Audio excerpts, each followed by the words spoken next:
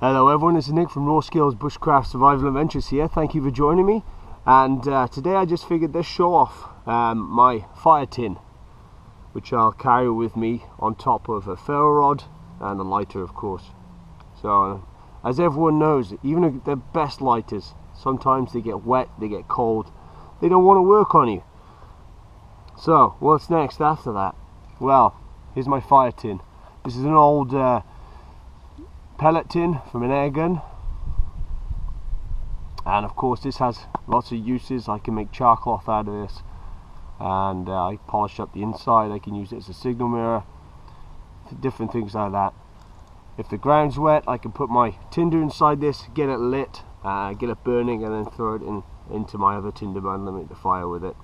So the tin has many uses. It's solid, and of course to waterproof it I put some duct tape around the outside, which also doubles as tinder.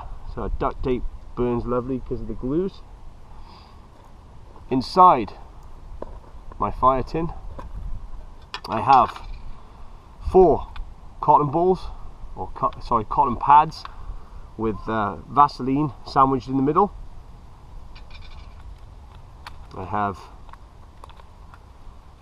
a magnifying glass which folds up into its case here.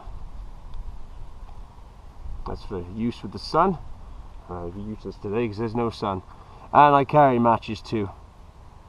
So I typically have got 4 methods of making fire on me. So there's no excuse why I couldn't make a fire in even the worst conditions. And of course when you're cold, you're wet, you need a fire to keep yourself alive.